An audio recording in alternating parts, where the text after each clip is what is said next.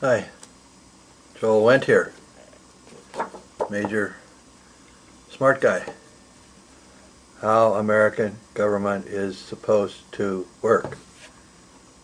Now, if you've got the idea somehow or another that it's not working, your perception is correct. However, it's time to remind ourselves how it's supposed to work. Okay? This is the way it's supposed to work. The people, then the Constitution, then the legislative branch, then the executive branch, and then the judicial branch. Okay? Now what does that mean? Well, the Constitution is the writing down of certain aspects of the social contract of the people living in this country. It starts out, we the people, and consists of a temporary and limited grant of power to a central government. Temporary and limited grant of power. It's sort of like saying, look, we understand that in order for our society to have certain things which we've expressed as our needs in the preamble, that we need a central government to carry out these tasks for us. So some people like to say, well, America's a democracy. Not true. America is a constitutional democratic republic. What does that mean? Well, we started out with a constitution. England doesn't have a constitution. It's a republic because it uses representatives. That's who we vote for, and who we're going to vote for this November, the representatives. And it's democratic because we vote for the representatives. So the power every 2 years comes once more from the people who democratically elect their representatives, who when they take their oath of office, take their oath of office to the Constitution, which is the written agreement. The written agreement of the social contract, of certain aspects of the social contract. And the Constitution recognizes in Amendments 9 and 10 that it doesn't say everything. It says in Amendment 9, not all rights have been enumerated. So why the dumbwads in the Congress and the executive branch and the judicial branch are still trying to figure out where the right to privacy comes from? It's one of the unenumerated rights.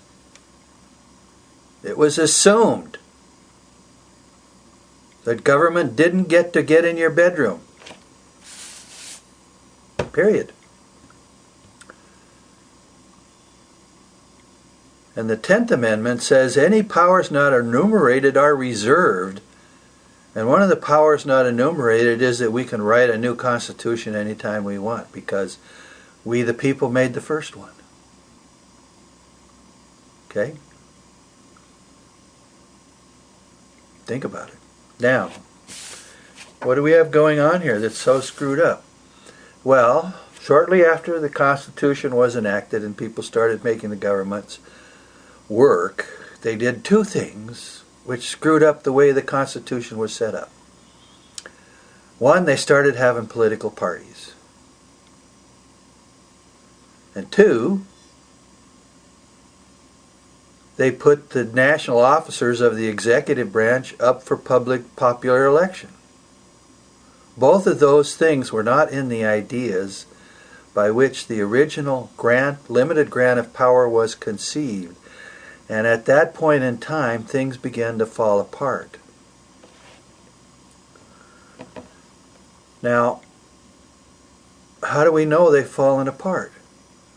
Well, in the last couple of weeks, we've had Eric Holder give a speech. He's the head of the Justice Department, Attorney General of the United States, in which he says it's all right for the executive branch to kill American citizens if they decide that they're siding with the terrorists.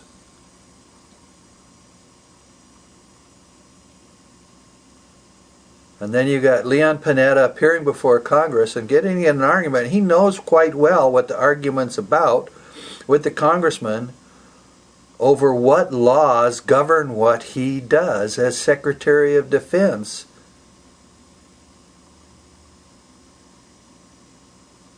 And he refused to get it. He refused to get it. That the Constitution starts by elaborating the powers of the executive branch. People, Constitution, legislative, excuse me. I didn't mean to say executive branch. That's the way he thinks. The first grants of power under the Constitution, under our social agreement, went to the legislative branch. Why? Because that's where the representatives are. This is a democratic constitutional republic. It's a government based on representation. Every 2 years we put representatives, send them to Washington, and they're supposed to do what we need them to do.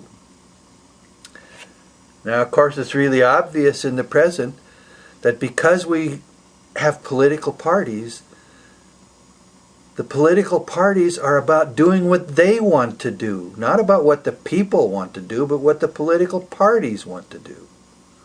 And so this power structure, where the people grant, through the Constitution, limited powers to the legislative, executive, and judicial branches, has been turned upside down. And I mean literally upside down. The judicial branch of the government of the United States decided who was the president in 2001 in Bush v. Gore. The question for them was really simple. What did the people want? But they substituted the judgment of 9 men, probably 5 to 4. I don't care how much legal argument you can make to justify the silly thing. The fact is, the only question, the only existential political question was finding out how the people voted. The Supreme Court stopped that process and substituted their own judgment. That's not the basic idea of the United States Constitution.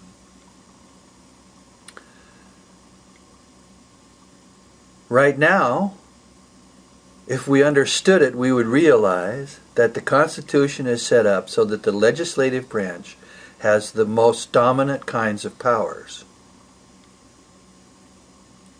The power to declare war and the power to spend and tax, neither of which powers belongs to the President of the United States or to the executive branch. But because of parties and the arrival of political parties who put their own interests ahead of the American people,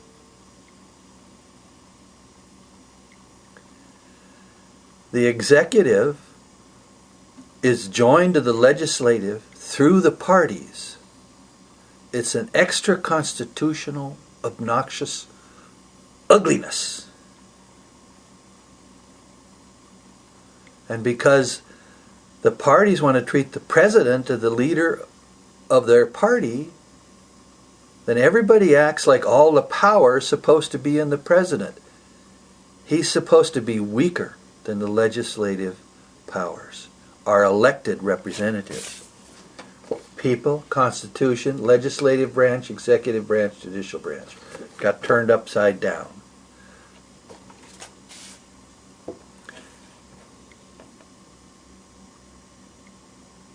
What can fix it?